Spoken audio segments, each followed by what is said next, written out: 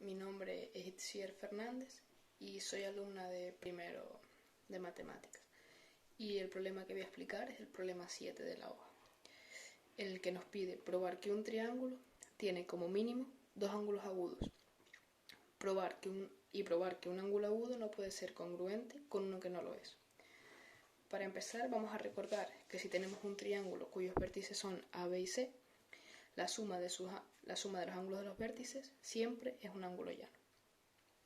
Tenemos que comprobar que un triángulo tiene como mínimo dos ángulos agudos.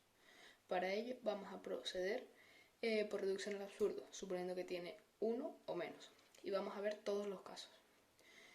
Y si llegamos a una contradicción, entonces sabemos que tiene como mínimo dos. Primero, que tenga un ángulo agudo y dos ángulos rectos, siendo estos B y C. La suma de B y C, dos ángulos rectos, es un ángulo llano. Por tanto, el ángulo que habíamos supuesto que era agudo sería nulo, contradicción, absurdo. Pero vamos a comprobar que la suma de dos ángulos rectos es uno llano. Para ello, definimos una isometría, como hemos hecho siempre con las sumas, para ver que da uno llano. Y tenemos el ángulo B, determinado por la semirrecta A y B, y el ángulo C, determinado por la semirrecta C y D. Y tenemos que construir una isometría que lleve la semirrecta B a la D y la semirrecta A este semiespacio. Para ello, cogemos una regla y definimos un punto Q en la semirrecta B, a distancia 1 del vértice, y un punto Q' a distancia 1 del vértice en la semirrecta D. Y ya tendríamos una isometría por el axioma 5. Vale, quedaría entonces. Vamos a probar que la recta B va en la D, para luego probar que la semirrecta va en la semirrecta.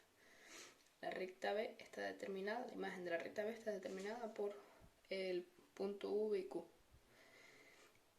Y como es una isometría, es la imagen de la recta es la recta de las imágenes. Y como hemos definido la isometría, G de V es V' y G de Q es Q'. Por tanto, quedaría la recta determinada por los puntos V' y Q', que no es otra que D, como habíamos definido. Ya hemos visto que la recta va en la recta. Y ahora la semirrecta tiene que ir en la semirrecta, G de B barra tiene que ir en D barra, porque si no, la imagen de Q no cumpliría la condición que habíamos puesto. Ahora tenemos que ver qué pasa con la semirrecta A. Y vemos todos los casos. Tenemos que ver que la semirrecta A va hacia este lado para poder hacer la suma. Si la semirrecta A va a la semirrecta C, entonces tenemos que definir la reflexión respecto de la recta D.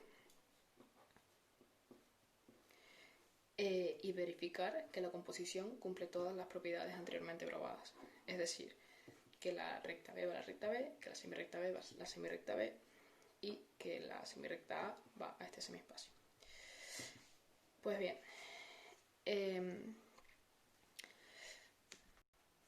bien, vamos a comprobarlo. La composición sería la imagen de B es D por lo que habíamos probado y la reflexión de D respecto de la recta B es la misma recta por propiedades de reflexión. La composición, el mismo argumento para la semirrecta utilizado anteriormente, y ahora vamos con la semirrecta A. La imagen de la semirrecta A, como habíamos visto, es este semiespacio, pero como es la reflexión respecto a la recta D y habíamos probado anteriormente, nos daría este semiespacio. Si G de la semirrecta, si la imagen de la semirrecta ya va a ese semiespacio, pues ya estaría, son los dos supuestos. Pues bien, ya tenemos este caso, esta situación.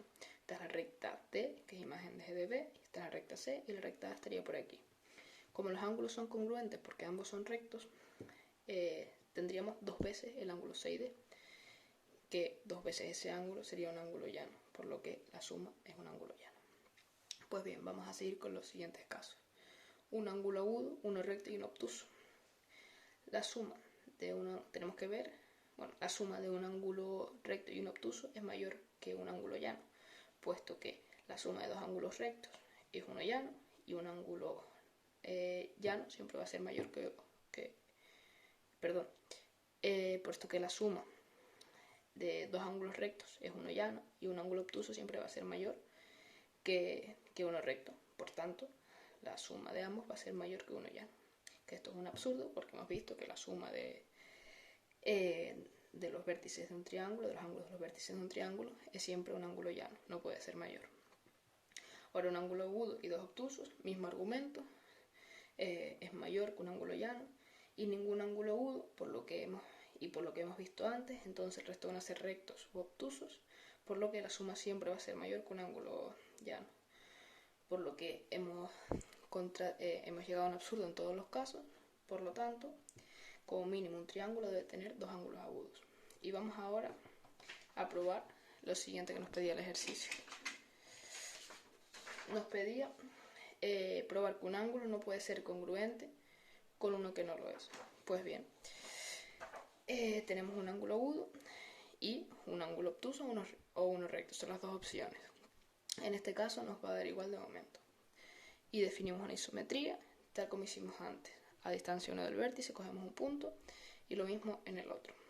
En este caso, distancia 1 y el Q'. Y tendríamos la imagen de la V, del vértice, sería el V', y la imagen de Q, el Q'. Pues bien, tenemos que ver que la semirrecta A va en la semirrecta C, y luego ver qué pasa con esta semirrecta para ver cómo se comporta. Pues bien, primero tenemos que ver que la recta va en la recta. G de A es la imagen la imagen de la recta determinada por los puntos V y Q.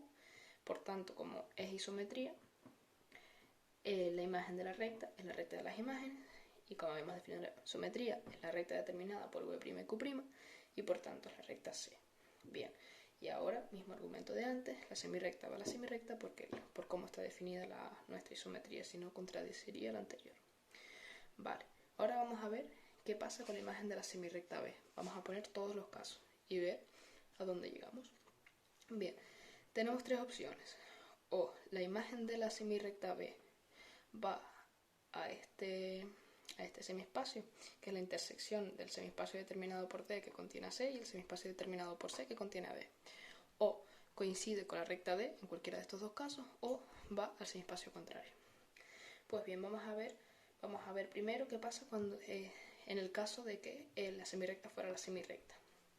Si definimos la perpendicular al punto Q, como es un ángulo agudo, tendría intersección con nuestra semirrecta B, y podríamos definir un punto P que pertenece a la semirrecta B y que es intersección con la recta determinada por Q y P. Pero si lo hacemos con un ángulo recto o un ángulo obtuso, lo que ya habíamos probado anteriormente es que no tendría intersección, porque estaríamos creando un triángulo que no tendría como mínimo dos ángulos agudos, que es lo que habíamos visto antes. Entonces, bien, tendríamos un punto que pertenece a la semirrecta B, su imagen debería pertenecer a la semirrecta D, porque la semirrecta B va a la semirrecta D, y hemos visto que ese punto no pertenece porque no tiene intersección, por lo tanto llegamos a un absurdo. Bien, vamos a ver ahora qué pasaría si la semirrecta va a este semiespacio. ¿Vale?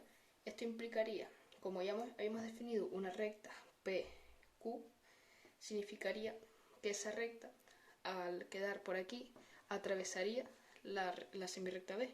Por lo tanto, habría un punto de intersección ahí. Y hemos visto que no puede haber un punto de intersección con lo anterior que habíamos probado, porque era perpendicular y no podía atravesarla por lo que habíamos probado de los triángulos y los ángulos agudos. Entonces, la única opción que nos queda es que la imagen de la semirrecta B pertenezca a la intersección de los planos. Y eso ya habíamos visto que entonces el ángulo formado por la semirrecta A y la semirrecta B es menor que el ángulo formado por la semirrecta C y la semirrecta D, y por tanto no pueden ser congruentes.